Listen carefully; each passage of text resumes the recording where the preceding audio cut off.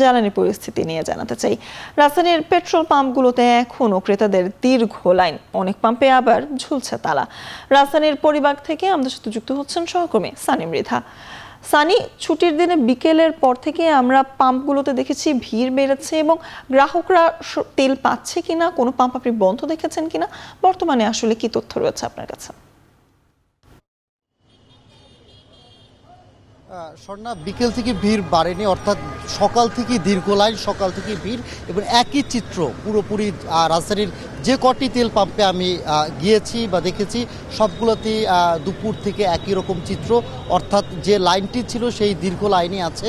সরকারি ছুটির দিন শুক্রবার স্বাভাবিকভাবেই যানবাহন একটু কম রাস্তাঘাটে, এরপরও পেট্রোল পাম্পগুলোতে লাইনের যে গাড়ির যে লম্বা দীর্ঘ লাইন সেটা কিন্তু আমরা স্পষ্টভাবে লক্ষ্য করতে পারছি এবং কয়েক ঘন্টার পর ঘন্টা দাঁড়িয়ে যখন তেল আনতে পৌঁছায়, অর্থাৎ তেল সংরক্ষণের কাছাকাছি পৌঁছায়, তখন কিন্তু সংরক্ষণের যে তাদের যে চাহিদা মতো তেল সংরক্ষণ করার যে কথা, সেই চাহিদা মতো তেল পাচ্ছেন না বলে অনেক চালকরাই অভিযোগ করেছেন।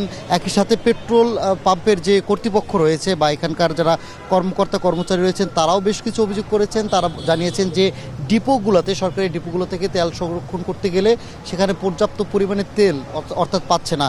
একই সাথে আমি 4-5টা পেট্রোল পাম্পে দেখলাম যে যারা বাইক চালায়, যেহেতু রেশনিং পদ্ধতি উঠিয়ে ফেলা হয়েছে, শুরুর দিকে রেশনিং পদ্ধতি ছিল, সেটা উঠানোর পর কিন্তু অনেকেই পর্যাপ্ত তেল পাচ্ছিল। তবে আমাকে 4-5টা তেল পাম্প থেকে যখন চালকদের সাথে কথা বললাম, তারা আমাদেরকে জানালো যে 5 লিটারের বেশি, 4 লিটারের বেশি তেল দেওয়া হচ্ছে না। একই সাথে গাড়ির ক্ষেত্রে 1500 টাকার বেশি তেল দেওয়া হচ্ছে না বলেও বেশ কিছু জায়গা থেকে আমাদেরকে অভিযোগ দিয়েছেন। এর বাইরেও কিন্তু আপনাকে জানিয়ে রাখি যে এই জ্বালানি সংকট মোকাবেলার ক্ষেত্রে কিন্তু সরকার বেশ কয়েকটি পদক্ষেপ নিয়েছে।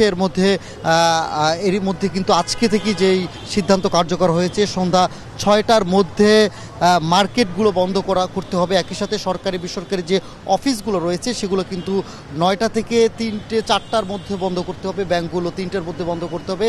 অনলাইন ক্লাসে মহানগরের যে অনলাইন ক্লাসগুলোর কথা ছিল যে অনলাইনে ক্লাস হবে, সেই সিদ্ধান্ত কিন্তু রোববারে নেবে।